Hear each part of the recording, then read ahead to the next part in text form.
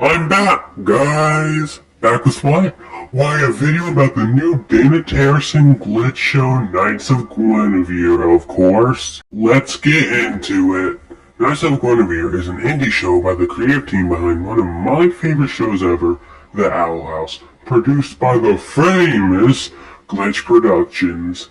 The pilot follows two childhood friends, Frankie and Andy, the former finding a wrecked Guinevere model to which her boss, Sparky, wants to sell for scraps, to the dismay of Frankie, who wants to fix and get a job at Park Planet with her friend.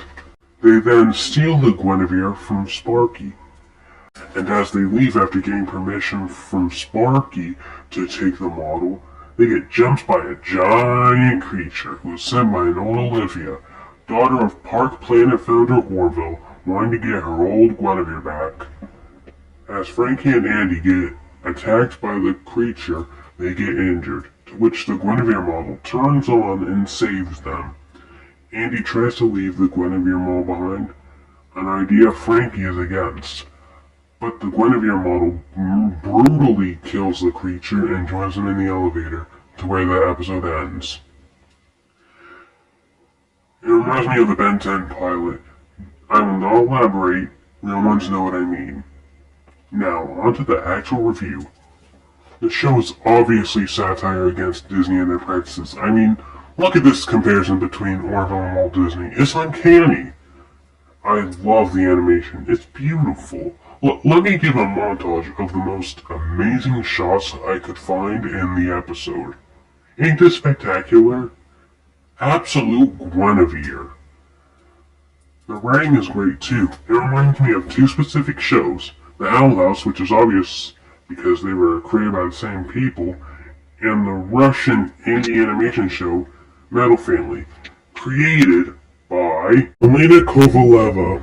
As someone who likes both shows, even if one of them was introduced to me way more recently, this obviously made me love Knights of Guinevere even more.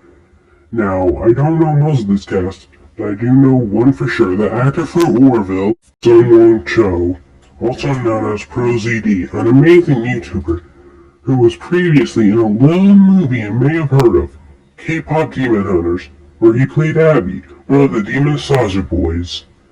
But they all did great. Now, for the characters. Andy is girly. She has best friend goals. She reminds me of the dorkiness of Liz Nocetta from The Owl House, and I like that. She's a good character. The other half of the two friends, Frankie, is amazing because of her resolve and obvious love for Park Planet. Like, really into it. She reminds me of Vicky from Metal Family.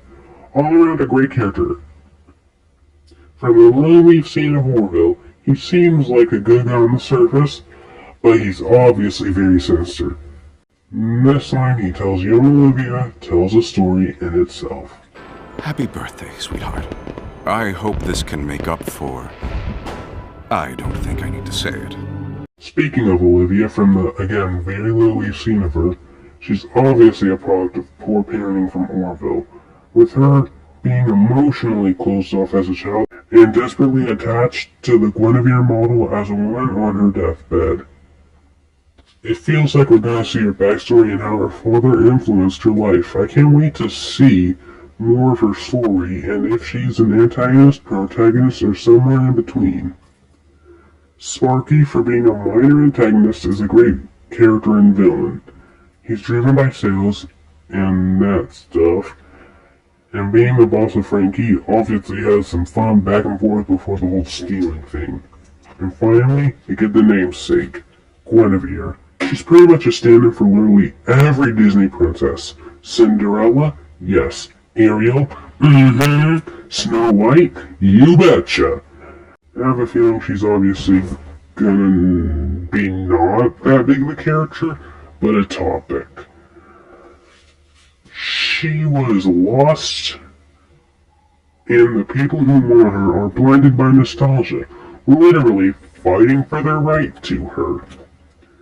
I can't wait to see what they do with her, and if I'm wrong, and she's more of a character than I think.